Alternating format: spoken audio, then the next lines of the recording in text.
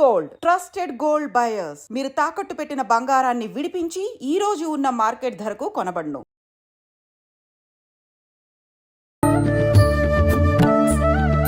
నమస్కారం, welcome to I dream. ధర్మ మార్గం విత్ విజిత కార్యక్రమానికి స్వాగతం. ప్రస్తుతం మనతో పాటు ఉన్నారు ప్రముఖ ఆధ్యాత్మికవేత్త జేఎస్ శాస్త్రి గారు. ఇప్పుడు వారితో మాట్లాడి మరిన్ని విషయాలు తెలుసుకుందాం.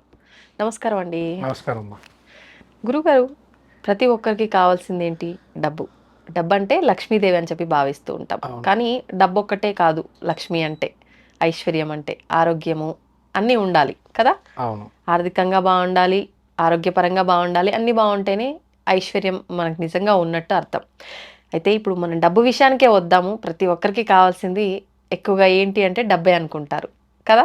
అవును. మరి డబ్బు సంపాదించగానే సరిపోదు, ఆ డబ్బు స్థిరంగా ఉండాలి కదా. మరి ఆ డబ్బు స్థిరంగా ఉండాలి అని అంటే ఏం చెయ్యాలి? ఎటువంటి నియమాలు పాటించాలి?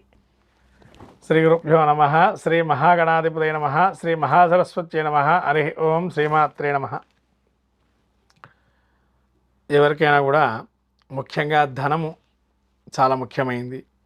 దాంతోపాటు అష్టైశ్వర్యాలుగా చెప్పబడింది ఏంటంటే ధనంతో పాటు ఆరోగ్యము, తర్వాత పుష్టి, తుష్టి, మేధ, అన్న, ఇవన్నీ కూడా ఉండాలి.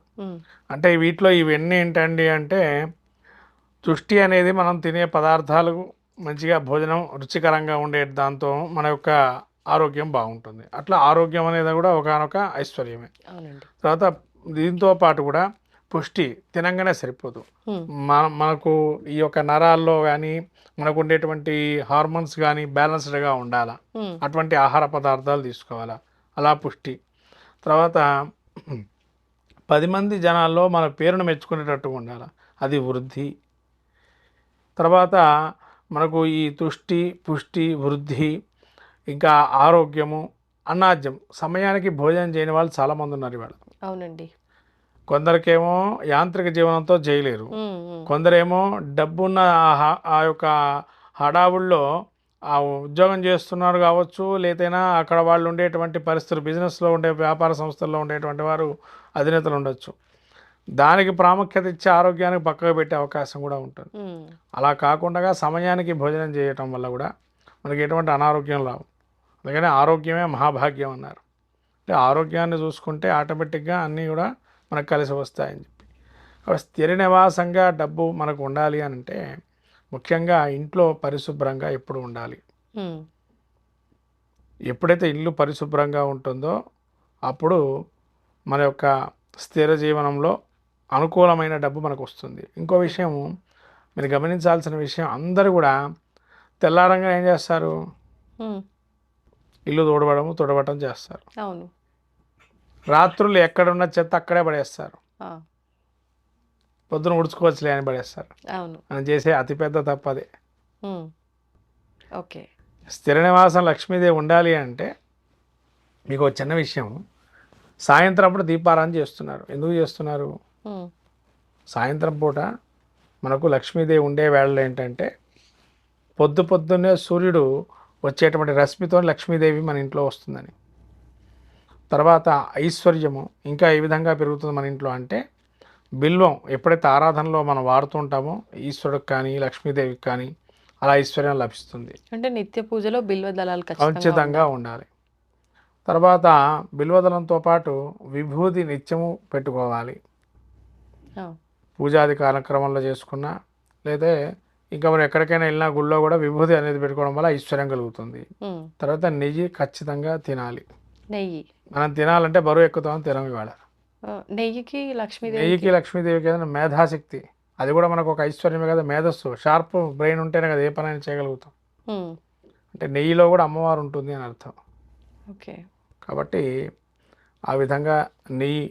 తర్వాత అమ్మవారు ఇంకా ఉండే స్వరూపాలు ఎక్కడెక్కడ అంటే బిల్వవృక్షం అదో భాగంలో, అందుకని ఆ బిల్వవృక్షాలు అర్చన చేయడంలో ఉండే లక్ష్మీప్రదంగా ఉంటాయి. కాబట్టి ఆ బిల్వ చెట్టు ఎక్కడైనా కనపడితే మనకి దానికి దీపారాధన చేసి ముగ్గు పెట్టి లక్ష్మీదేవి స్వరూపంగా ఆరాధన చేయొచ్చు. అది నిత్య నివాసం ఉండడానికి. తర్వాత లక్ష్మీదేవి ఆరాధన ఏంటంటే ఇక్కడ స్థిర నివాసం ఉండటానికి మనం అమ్మవారు చాంచల్యం అంటే ఎక్కడ తిరుగుతూనే ఉంటుంది. మనం ఏం చేయాలి ఇంట్లో అంటే లక్ష్మీ గణపతి స్వరూపంగా ఆరాధించాలి. ఆహా. లక్ష్మీ గణపతి స్వరూపం మీరు పేరు వినే ఉంటారు, లక్ష్మీ గణపతి లక్ష్మీ గణపతి అని. అవును. చాలా మంది హోమాల్లో చేసేటప్పుడు లక్ష్మీ గణపతి అని చెబుతుంటారు. ఉమ్, ఉమ్. అంటే గజంతో ఉండేటువంటి లక్ష్మీదేవి స్థిర నివాసం ఉంటుంది, అందుకనే గజలక్ష్మి ఫోటో పెట్టుకుంటారు ఇంట్లో. ఓకే, అంటే 2 ఏనుగులు ఉన్నట్టుగా ఉండి లక్ష్మీదేవి అంటే అమ్మవారి స్థిర నివాసం ఉండాలి అంటే ఉమ్, అక్కడ గణపతి ఉంటే స్థిర నివాసంగా ఉంటాడు. అందుకనే ఏమైనా గణపతి పూజ కానీ జరిపేయండి అని అంటాం. ఉమ్, ఉమ్. అంటే గణపతి ఉన్న చోట లక్ష్మీదేవి ఉండాలంటే గజం యొక్క ముఖమే మనకు ఐశ్వర్యం. ఎందుకండి సంబంధం ఏంటి? అంటే అట్లా గణపతి, లక్ష్మీ గణపతి ఉండాలి, ఉంటేనే చంచలంగా లేకుండా స్థిరంగా ఉంటుంది. మనకు డబ్బు పుట్టడానికి ఒక మార్గం, డబ్బు అప్పు తీర్చడానికి ఒక మార్గం ఉంటుందమ్మా. ఏంటండి మార్గాలు? మనకు డబ్బు పుట్టాలి అని అంటే, మన ఇంట్లో ఉండాలి అంటే, డబ్బు పుట్టాలి అన్న లక్ష్మీ గణపతి అనుగ్రహం ఉండాలి. ఉమ్, అందుకని ప్రతి హోమంలో లక్ష్మీ గణపతి హోమం చేస్తారు, ప్రతి ఒక్కరికి అది అవసరం కాబట్టి. ఉమ్. అంటే అందరూ కూడా ఇదివరకు కాలంలోనేమో లక్ష్మీ గణపతి హోమం ప్రత్యేకంగా చేసుకునేవాళ్ళు. ఆ, ఇప్పుడు ఏదో గణపతి హోమం కానీ ఏదైనా హోమాలు మొదలు పెట్టినప్పుడు మొదలుగా ఆ మంత్రంతోనే మొదలు పెడతారు. ఓకే. అలా ఉంటే అంటే స్థిరమైన లక్ష్మి. మళ్ళీ లక్ష్మీ గణపతిని మనం ఆరాధన చేసేటప్పుడు ఉమ్, లక్ష్మీదేవిని విష్ణుమూర్తి భార్య కదండి అని అంటారు. అవును. ఇక్కడ అలా కాదు, గణపతిలోనే ఉంటుంది లక్ష్మి. ఏ విధంగా ఉంటుందయ్యా అంటే లక్ష్మీదేవి ఉంటుంది అక్కడ. ఓ. అంటే రూపం వేరు, అంశ. ఇప్పుడు ప్రతి ఒక్కరికి ఒక కుటుంబంలో జన్మిస్తారమ్మా, అందరూ ఒకటే తీరు ఉంటారా? తల్లిదండ్రులు తీరుగానే పిల్లలు ఉంటారా? ఉండరు. ఎవరో ఒక్కరు ఉంటారు, మిగతా వాళ్ళందరూ వెరైటీ ఉంటారు. అంటే వాళ్ళలోనే కొన్ని రకరకాలైనటువంటి చేంజెస్ బిహేవియర్ ఉంటుంది. ఇక్కడ కూడా అంతే, లక్ష్మీదేవి స్వరూపం ఒకటైనా అంశాలు రకరకాలు ఉంటాయి. ఓకే. సిద్ధి పొందాలి అని అంటే ఏం చేయాలి? కఠోరమైన దీక్ష చేయాలి. దానికి ఏం కావాలి? మనకి బుద్ధి పెట్టాలి. బుద్ధిని పెడితే సిద్ధి వస్తుంది. ఈ రెండు ఉంటే ఏమవుతుంది? మన కార్యం సఫలీకృతం అయినట్టే. అంటే మనం స్థిరమైన నివాసం, డబ్బులు కావాలి అంటే లక్ష్మీ గణపతిని ఆరాధన చేయడం స్థిరమైన డబ్బు కలుగుతుంది అని చెప్పి ఇక్కడ ఒక ఉద్దేశం. రెండోది ఏంటంటే, లక్ష్మీ గణపతి ఇష్టమైంది ఏంటంటే గరిక. మనం గరికను తీసి ఎప్పుడు గణపతికి పెట్టాం, కానీ గరిక పెట్టడంలో ఖచ్చితంగా గణపతి పూజలో అవసరమైన పదార్థం ఏదైనా ఉంది అంటే అది గరిక పూజ కంపల్సరీ పెడితేనే గణపతి పూజ చేసినట్టు. లేకపోతే గణపతి పూజ నిష్ప్రయోజనమే. గణపతి పురాణంలో చెప్పబడింది ఇది. ఏంటంటే గణపతికి ఖచ్చితంగా గరిక అనేది పెడితేనే గణపతి పూజ సఫలీకృతం అయినట్టు. మన దొరకని పక్షంలో అంటే ఇదే స్వామి అని 2 అక్షతలు వేయడం, కానీ అసలు దొరికే ప్రయత్నమే చేయాలి. దొరకని అసక్తంగా ఉండకూడదు. మనకి ఇంటి బయట ఎక్కడైనా దొరుకుతుంది, గడ్డిగా ఉంటుంది, దాన్ని కట్ చేసి మనం దాన్ని మంచిగా ఒక పోచ అంటే గడ్డికి 2 రకాల మళ్ళీ కొమ్మలు ఉంటాయి చిన్న చిన్నవి, అలాంటి దాన్ని పెట్టాలి. అంతేగాని గడ్డి కూడా నిలువుగా ఉండేదాన్ని పెట్టకూడదు. ఓకే. ఓకే. అది కూడా. ఇంకోటి, గరిక ఎలా ఉంటుందంటే ఒక అల్లుకుంటూ ఉంటుంది, భూమిలో అదే అల్లుకుంటుంది, అల్లుకుండా ఉంటుంది. అట్లాంటిది గరిక అంటారు. ఒకటే విధంగా ఉంటుంది గడ్డి, తర్వాత ఎండిన తర్వాత దర్భ అంటారు దాన్ని. ఈ విధంగా గరికతో అర్చన చేస్తే గణపతికి స్థిర నివాసము. ఇంకా ఇంటికి ఇల్లాల సంగతికి వద్దాం. ఇంటికి ఇల్లాలు ఎప్పుడు కూడా శుభ్రంగా పొద్దున పూట లేచి ముగ్గు వేయటంలో చాలా ప్రాముఖ్యత ఉండాలి. ఎప్పుడైతే అలికి ముగ్గు వేస్తామో లక్ష్మీదేవి అనుగ్రహం కలుగుతుంది.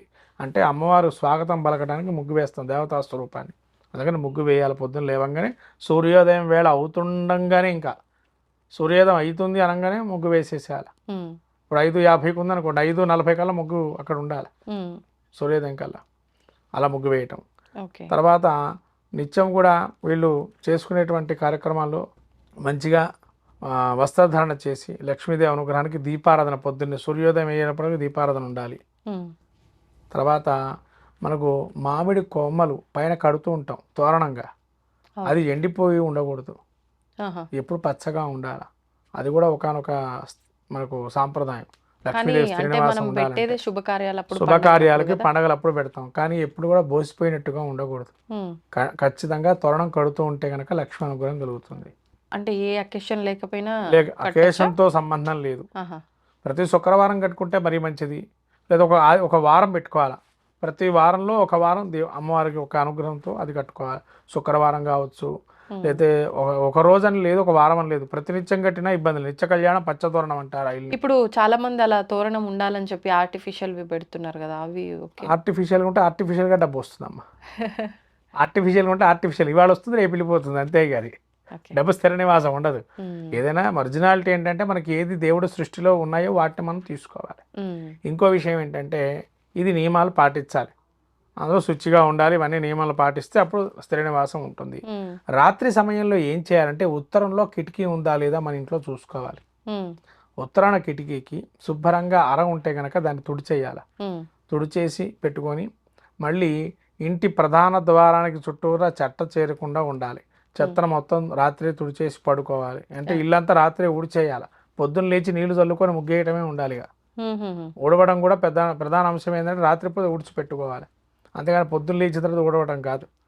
రాత్రే హాలంతా శుభ్రం చేసుకొని ఉంటే ఉత్తరం వైపు ఉన్నట్టు కిటికీ కానీ ద్వారం కానీ ఏదైనా ఉంటే అది శుభ్రంగా అంత శుభ్రం చేసుకొని పెట్టుకుంటే లక్ష్మీదేవి అనుగ్రహం త్వరితగతిన కలుగుతుంది. ఇది స్థిర నివాసం ఉంటుంది అమ్మవారు లక్ష్మీదేవి.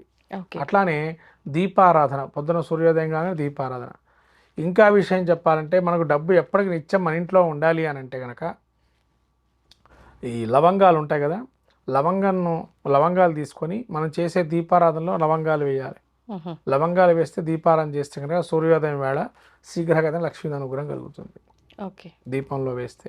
మరి ఏ దీపంలో వేయాలంటే ఒరిజినల్ నువ్వుల నూనె అయితే పర్వాలేదమ్మా, ఇప్పుడు అంటే డూప్లికేట్లు వస్తున్నాయి కాబట్టి ఒరిజినల్ నువ్వుల నూనె తీసుకొని దానిలో ఈ యొక్క లవంగాలు వేస్తే కనుక శీఘ్రగతిన మనకు ధనాకర్షణ కలుగుతుంది. ఇది స్థిర నివాసంగా డబ్బు మన ఇంట్లో ఉంటుంది. ఇవన్నీ పాటించాలి. ఇంకోటి అశోచం ప్రధానంగా పాటించాలి. ఎవరైనా ఏదైనా అశోచం పురుడు వచ్చినా, అశోచం అంటే మైల వచ్చినా ఇవన్నీ కలుపుకోకుండా ఉండాలి. అట్లా ఇంట్లో ఆ 4 రోజులు కూడా కలుపుకోకుండా స్త్రీ ఉండాలి. అప్పుడే లక్ష్మీదేవి స్థిర నివాసమై ఉంటుంది. ఇవి పాటిస్తే ఖచ్చితంగా ఎవరింట్లో అయితే లక్ష్మీ ధనపరంగా ఇబ్బందులు ఉంటాయో వాళ్ళకి ఇవన్నీ పాటించకపోవటం వల్లనే శ్రీనివాసంగా డబ్బు చంచల స్వభావమై వెళ్ళిపోతుంది. వస్తున్న డబ్బు మళ్ళీ వెళ్ళిపోతూ ఉంటుంది. ఇది ఎవరైతే పాటిస్తుంటారో అది కూడా. ఇంకోటి, ఎవరి వ్యక్తిగత జాతకంలో ఏమైనా వాళ్ళకి పొరపాట్లు గ్రహపాట్లు ఏమన్నా ఉంటే కనుక అవి వాళ్ళు రెక్టిఫికేషన్ చేసుకోవాలి. ఇది వాస్తుపరంగా కావచ్చు, వ్యక్తిగతంగా వాళ్ళు కొన్ని నియమాలు పాటించాల్సిన విషయాలు మనం చెప్పినాం. ఇక వ్యక్తిగతంగా వాడికి ద్వితీయ స్థానం ఏమన్నా బాగుందా బాలేదా వాడి యొక్క వ్యక్తిగత జాతకం చూసుకొని తద్వారా అసలు మనకి ఎలా కలుగుతుంది అనేది అక్కడ మళ్ళీ వేరే మార్గంగా ఎంచుకోవచ్చు. ఈ మార్గాలు అయితే ప్రత్యేకంగా అందరూ పాటియాలి. పాటిస్తే లక్ష్మీ శ్రీనివాసం ఉంటుంది. ధన్యవాదాలండి. నమస్కారం. తవ్వండి, తవ్వుతూనే శివలింగం. సరే దాన్ని అట్లా కప్పేసేయండి, చూపించదండి. Krishna is there. మూర్తి పూజ కాదు, సాక్షాత్ బ్రజేంద్ర నందన భగవాన్ ఉన్నారు మూర్తిలో. ఏమీ ఆశించకుండా ఆరాధించే వాళ్ళు కూడా ఉన్నారా ప్రభుజీ? నిజమైన భక్తి అంటే మనకు తెలియదు కాబట్టి